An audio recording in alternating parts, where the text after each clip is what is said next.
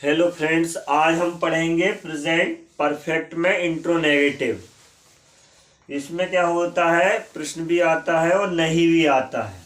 तो समझेंगे किस तरह से प्रेजेंट परफेक्ट में हम इंट्रोनेगेटिव को करेंगे ट्रांसलेट हिंदी से अंग्रेजी।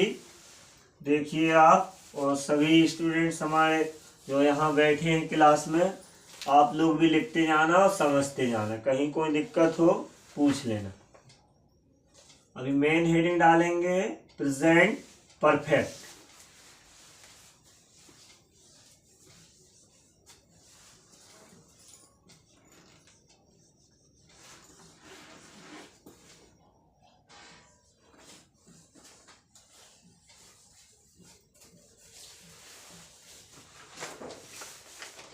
इसकी पहचान लिखेंगे।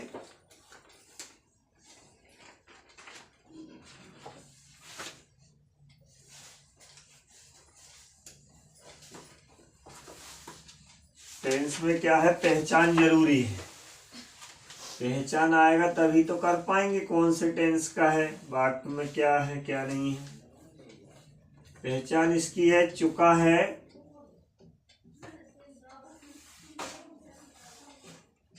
चुकी है, चुके हैं। और भी हो सकता है चुका हूं, चुकी हूं, इस तरह से। इसमें हेल्पिंग वर्ड लगती है दो।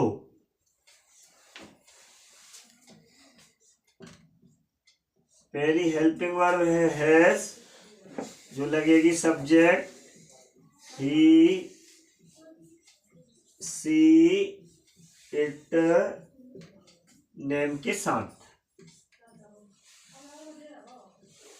दूसरी हेल्पिंग वर्ब लगेगी हैव,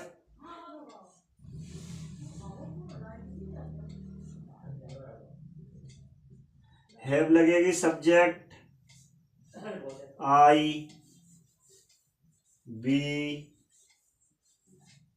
यू, दे के साथ।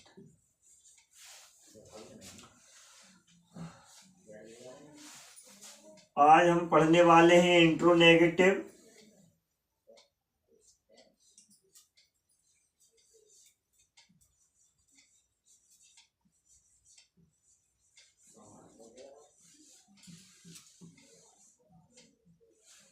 प्रश्नवाचक नकारात्मक।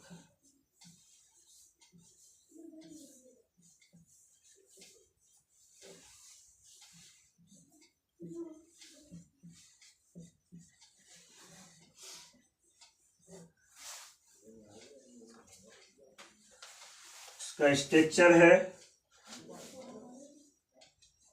क्वेश्चन वर्ड है प्लस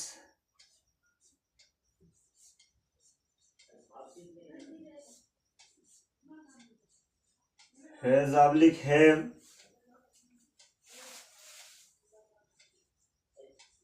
प्लस सब्जेक्ट, सब्जेक्ट के बाद आ जाएगा नॉट प्लस वर्ब का थर्ड फॉर्म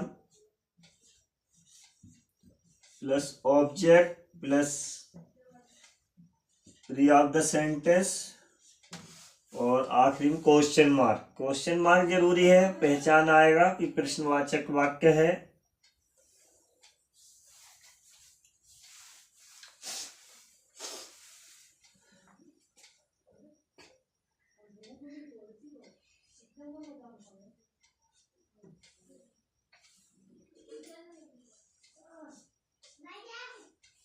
क्या तुम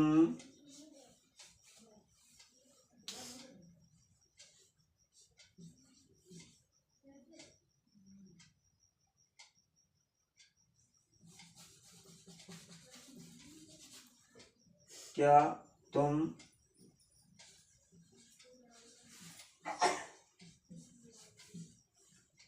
गृह कार्य नहीं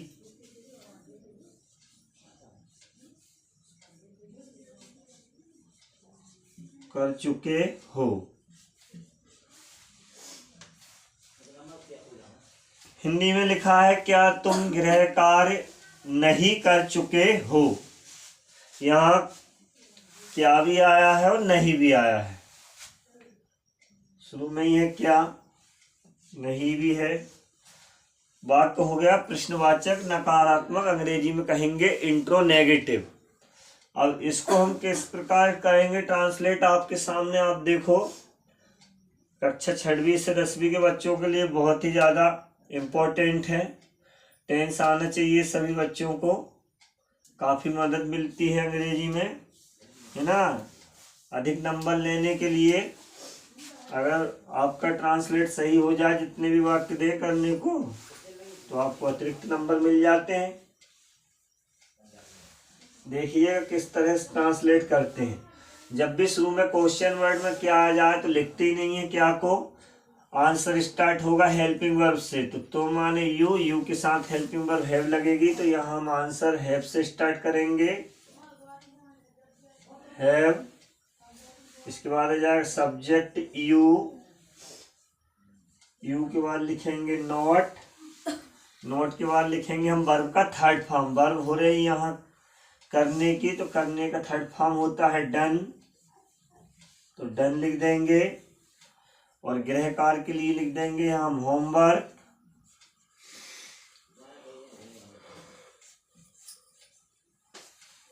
आखिरी में यहाँ कुछ बचा नहीं है और लिखने को, लास्ट में क्वेश्चन मार्क लगा देंगे। ये वाक्य ट्रांसलेट हो गया है। ऐसे ही और भी वाक्य हम ट्रांसलेट करेंगे।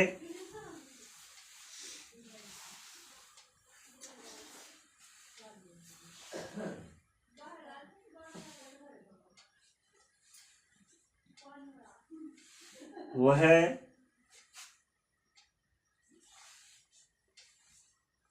अंग्रेजी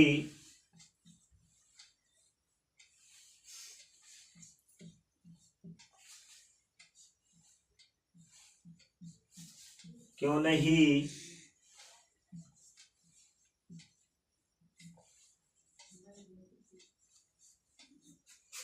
लिख चुका है।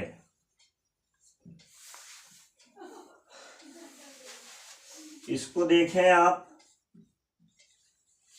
इसमें जो प्रश्नवाचक शब्द आया है वो क्या आया है, क्यों आया है, और बीच में आया है। ये शुरू में भी आ जाता, कोई दिक्कत नहीं थी, है ना। क्यों को हम लिखते हैं हमेशा, इसमें कोई प्रॉब्लम नहीं है, किसी प्रकार की कोई समस्या नहीं है।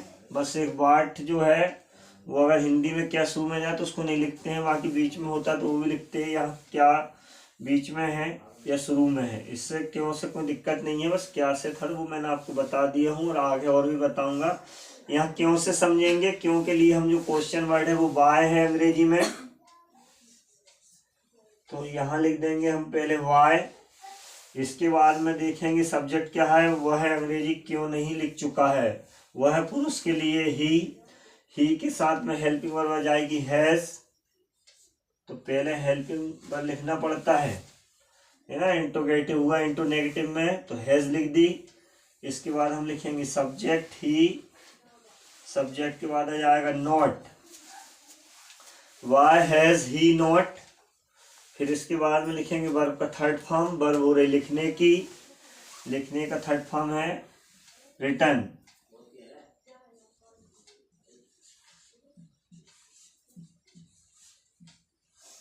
रिटर्न। और जिस चीज को लिखने की बात कर रहे हैं ऑब्जेक्ट में जाएगा इंग्लिश, तो यहाँ इंग्लिश लिख देंगे। लास्ट में क्वेश्चन मार्क आ जाएगा। ये ट्रांसलेट हो गया है वाक्य, हाँ लिख लो आप लोग। और भी वाक्य बताता हूँ, बोर्ड थोड़ा हमारा छोटा पड़ रहा है, कोई बात नहीं ना, पढ़ाई हो जाए बस, और क्या। बोर्ड तो ऐसा है, बाद में फिर ले लेंगे कभी।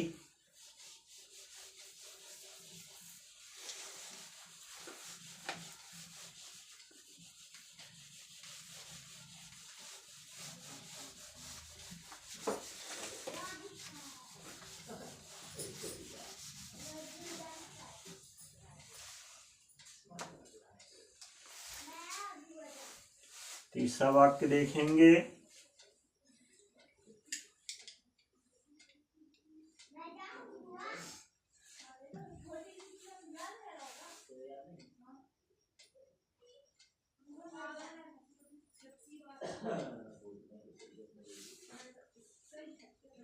विशाल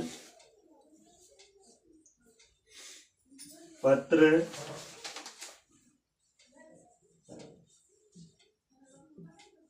क्यों नहीं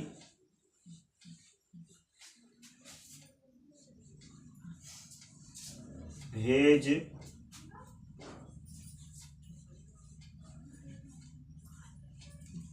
चुका है। इसका ट्रांसलेट देखेंगे कैसे होगा, बहुत आसान है। स्ट्रक्चर के अनुसार हम करते जाएंगे। सबसे पहले स्ट्रक्चर लिखना है क्यों। क्यों के लिए अंग्रेजी में लिखेंगे वाई। हेल्प वन नाम के साथ आ जाएगी हैज। सब्जेक्ट है विशाल, विशाल का वी कैपिटल लेटर। वावंशी में छोटी की मात्रा है तो वी आई। शक्कर वाले साथ से एस एच ए, ला लड़के से एल, विशाल। नहीं के लिए जाएगा नॉट। वर्ब का थर्ड फॉर्म, भेजने का थर्ड फॉर्म होता है सेंट।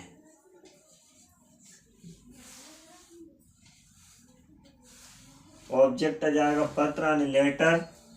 लेटर के आगे एक आर्टिकल्स लगा देंगे ए और लेटर।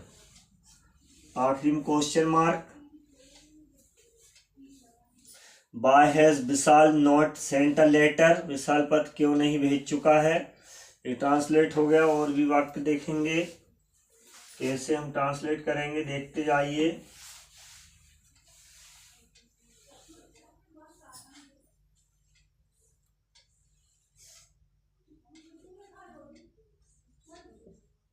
अगला वाक्य देवा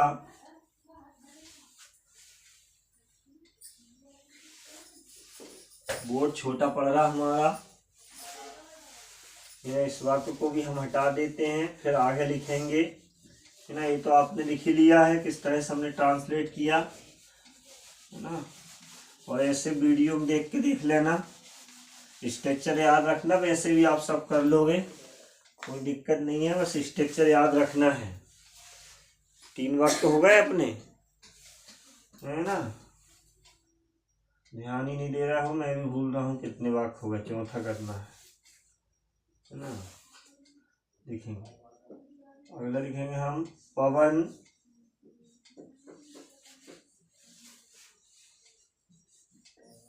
कितने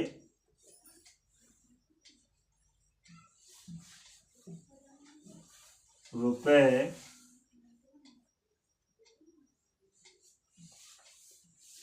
खर्च नहीं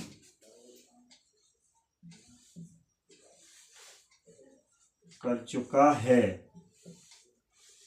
ना। अब अधिकतर लोग जब बात करते हैं अंग्रेजी में तो कितने के लिए हाउ मच बोलते हैं, लेकिन हाउ मच होता है असल में मात्रा के लिए, है ना। और गिनती के लिए लिखते हैं हम हाउ मैनी, तो रुपए को क्या गिन सकते हैं, इसलिए उसमें आ जाएगा हाउ मैनी। स्पेशल इंग्लिश में लोग हाउ मच बोलते हैं, हमको कोई दिक्कत नहीं है, कोई कुछ भी बोले। हमारा ट्रांसलेट है हाउ मैनी, यानी गिनती में कितने, हाउ मैनी। हेल्पिंग वर्ब आ जाएगी हैज। सब्जेक्ट आएगा पवन, PAWAN, पवन। नहीं के लिए जाएगा नॉट, खर्च करना। वर्ब है, खर्च करने का थर्ड फॉर्म आ जाएगा स्पेंट।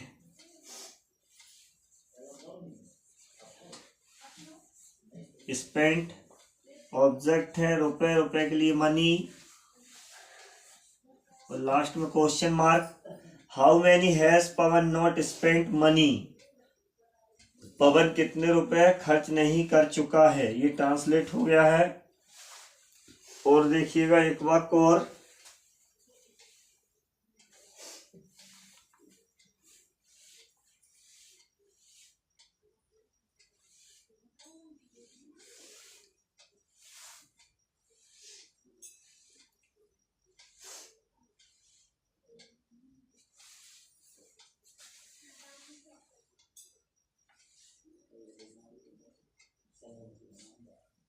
हम यहाँ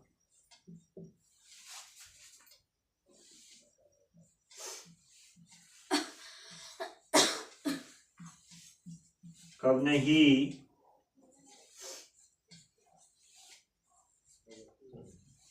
आ चुके हैं।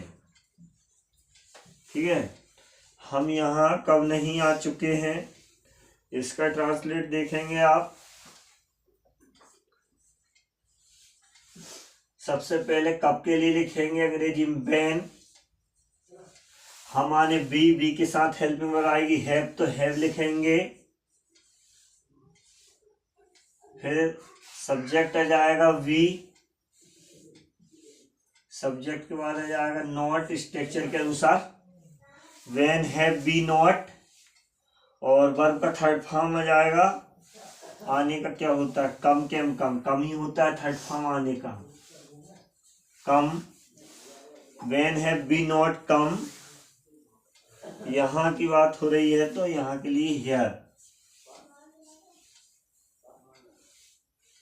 और अब कुछ बचा नहीं लिखने को, तो बस आखिर में क्वेश्चन मार्क लगा दिया, बाकी पूरा हो गया। When have B not come here, हम यहाँ कब नहीं आ चुके हैं। ये ट्रांसलेट हो गया प्रेजेंट परफेक्ट का इंटो नेगेटिव, आज हमने समझा। ऐसे ही आप और भी वाक्य जो है हिंदी से अंग्रेजी अनुवाद कर सकते हो, उसके क्या है मीनिंग्स याद रहना चाहिए ऑब्जेक्ट की, और आपको वर्ब याद रहना चाहिए, उसका first form, second form, third form. इसमें क्या है वर्ब का थर्ड फॉर्म लगता है, और दो हेल्पिंग वर्ब है हैज, हैव, ये याद रखना है। बाकी आप स्ट्रक्चर जरूर याद रखें इसका। ठीक है, वीडियो अच्छा लगा हो तो लाइक करें, कमेंट करें, सब्सक्राइब करें।